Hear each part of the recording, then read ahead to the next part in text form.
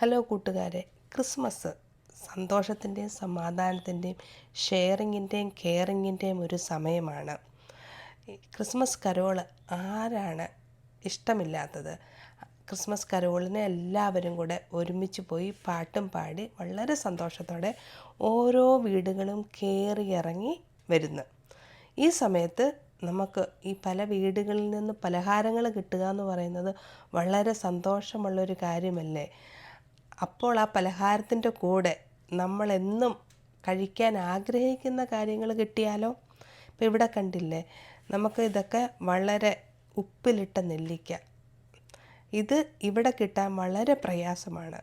ഇവിടെ ഈ ആൻറ്റി ഇങ്ങനെ ഉപ്പിലിട്ട നെല്ലിക്ക കാന്താരിയൊക്കെ ഇട്ട് നല്ല പാകത്തിന് എരിവും പുളിയുമുള്ളത് ആൻറ്റിയുടെ ഒരു സ്പെഷ്യലാണിത്. എല്ലാ വർഷവും ഈ വീട്ടിൽ ഇത് ഇങ്ങനെ ഉണ്ടാക്കി തരാറുണ്ട്. ഇപ്പം നമ്മളിപ്പോൾ കാണുമ്പം ആൻറ്റിയാണ് ഓക്സിജനോട് കൂടിയാണ് ഇരിക്കുന്നത്.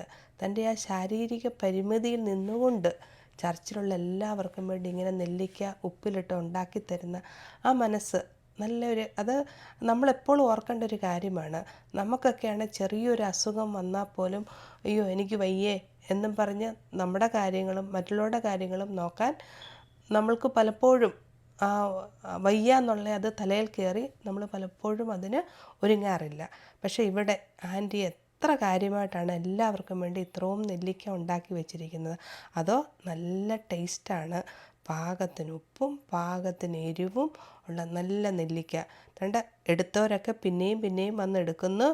എല്ലാവർക്കും വളരെ ഇഷ്ടപ്പെട്ടു. ഞാനും വന്നതേ ഞാൻ ഒരെണ്ണം എടുത്ത് കഴിച്ചു. ഇനിയിപ്പോൾ എല്ലാവർക്കും വേണമല്ലോ. ഇത് കഴിഞ്ഞിട്ട് എല്ലാവരും എടുത്തു കഴിയുമ്പം ഞാൻ വെയിറ്റ് ചെയ്യുന്നത് അതിൻ്റെ വെള്ളവും ആ കാന്താരിയും. അതിന് നല്ല അടിപൊളി ടേസ്റ്റാണ്. ഇപ്പം എല്ലാവരുടെയും കഴിഞ്ഞ് കഴിയുമ്പം ഈ കാന്താരിയും ഇതിൻ്റെ വെള്ളവും എടുത്തുകൊണ്ട് പോകണം. എന്നിട്ട് നാളെ രാവിലെ പഴയങ്കഞ്ഞിക്കകത്തിട്ട് നന്നായിട്ട് ഈ വെള്ളവും ഒഴിച്ച് മുളകും ഞെരടി കഴിക്കാൻ നല്ല ടേസ്റ്റായിരിക്കും. എനിക്ക് ഉപ്പിലിട്ട മാങ്ങയും ഉപ്പിലിട്ട ഒളോളിക്കായും ഉപ്പിലിട്ട നെല്ലിക്കയും വളരെ ഇഷ്ടമാണ്. നിങ്ങൾക്കിങ്ങനെ ഉപ്പിലിട്ട ഇതൊക്കെ കഴിക്കാറുണ്ടോ? ഇഷ്ടമാണോ? നിങ്ങൾക്ക് ഇതൊക്കെ ആണമോ അല്ലയോ? ഏതാണ് ഇഷ്ടം? മാങ്ങയാണോ ഒളോളിക്കയാണോ അതോ നെല്ലിക്കയാണോ? എന്തായാലും എനിക്ക് ഏറ്റവും ഇഷ്ടം മാങ്ങയാണ്.